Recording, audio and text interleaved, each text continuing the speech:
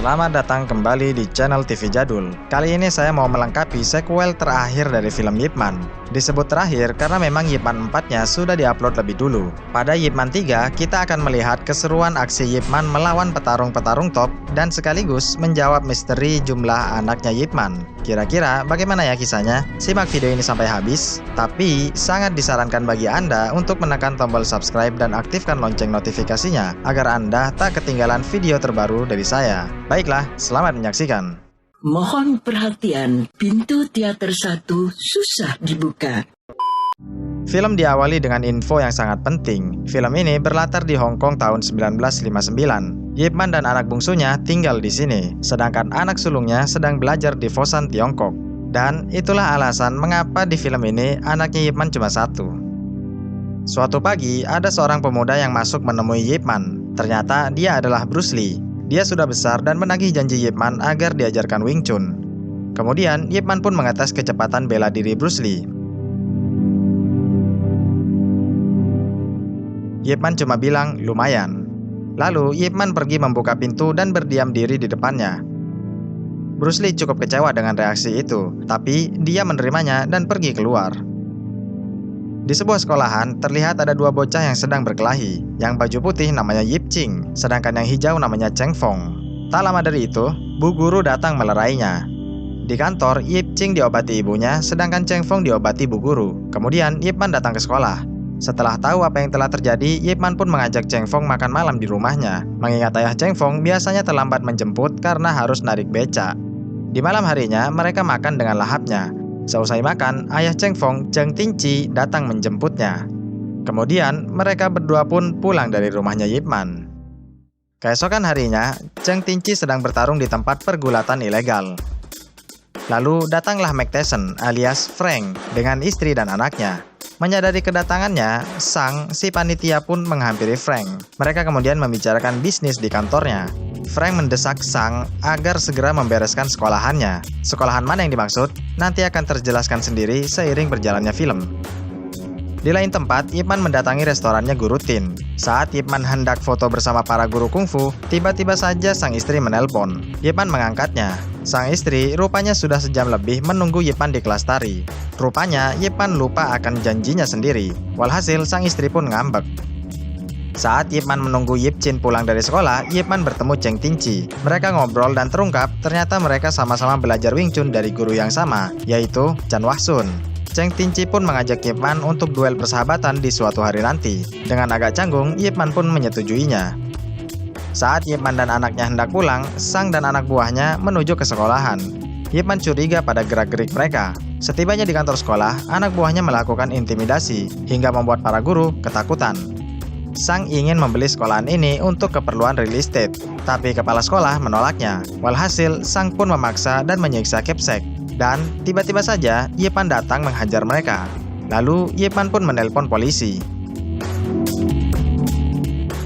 Di lain tempat, Sang yang kesakitan menyuruh anak buahnya untuk menyegel pintu sekolah malam itu juga. Dan benar saja, di pagi harinya, para orang tua dan anaknya ramai menunggu di luar karena gerbangnya dirantai. Lalu, Bu Guru melapor pada Ip Man yang baru datang. Dan akhirnya, murid-murid Ip Man pun membuka gerbangnya. Dari kejauhan, anak buah Sang melihatnya dan berlalu pergi. Karena takut mereka kembali, maka Ip Man dan muridnya pun memutuskan untuk menjaga sekolahan hingga malam hari. Dan tiba-tiba saja anak buah Sang datang menyerbu. Ip Man menghajar gerombolan ini dengan sangat rapi. Sementara itu, kepala sekolah diculik dan dibawa pergi. Melihat adanya penculikan, Cheng Tinci pun bergegas menghajar para preman ini.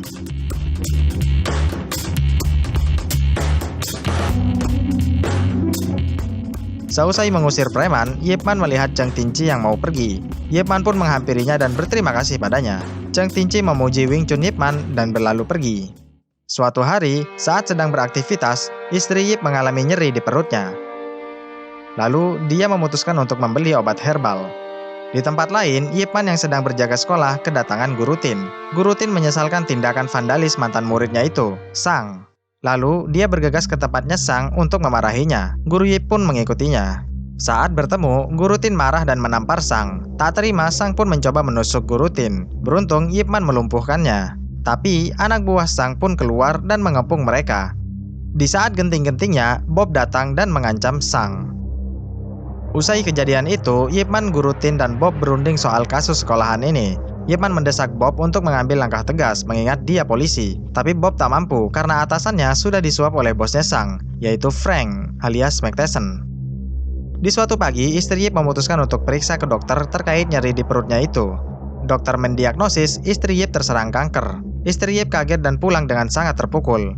Saat jalan pulang, istri Ip melihat Ip Man disanjung-sanjung oleh ibu-ibu sekolahan. Di lain lokasi, Cheng Tinci yang memenangkan pertarungan diminta Sang untuk menghajar ahli kungfu. Kebetulan Cheng Tinci memang lagi butuh uang, dia pun menyanggupinya. Dan datanglah Cheng Tinci ke TKP. Ternyata dia diminta untuk menghajar Guru Tin. Guru Tin sempat melawan, tapi Cheng Tinci terlalu jago. Walhasil tangan Guru Tin pun patah. Saat Ip Man hendak pergi jaga sekolah lagi, sang istri bertanya padanya, kapan bisa makan bersama lagi? Guru Ip bilang, takkan lama lagi. Ketika istri Ip ingin menceritakan diagnosis kanker itu, tiba-tiba saja ada telepon masuk. Guru Ip mengangkatnya. Ternyata itu dari rumah sakit yang merawat Guru Tin. Maka bergegaslah Ip Man ke rumah sakit itu. Sementara itu, Sang pergi ke sekolahan dan menculik anak-anak SD tanpa hambatan. Dia ingin pihak sekolah membawa Pak Kepsek ke tempatnya. Jika ingin, anak-anak ini dilepaskan. Usai menjenguk Guru Tin, Ip Man kembali ke sekolah. Bu guru mengabarkan bahwa Sang menculik anak-anak termasuk Ip Chin anaknya. Lalu bersegeralah Ip Man ke tempatnya Sang sambil membawa bambu. Di sana Ip Chin menangis, lalu Ip Man menyuruhnya untuk jangan takut. Mengetahui bahwa itu anak Ip Man, Sang pun menyanderanya dan meminta Ip Man untuk berlutut dan bersujud padanya. Tak punya banyak pilihan, Ip Man pun menurutinya. Di waktu yang sama, Cheng Tinci datang untuk menjemput anaknya. Sang melepaskannya dan mereka pun pulang. Kemudian, Sang menyuruh anak buahnya untuk menghajar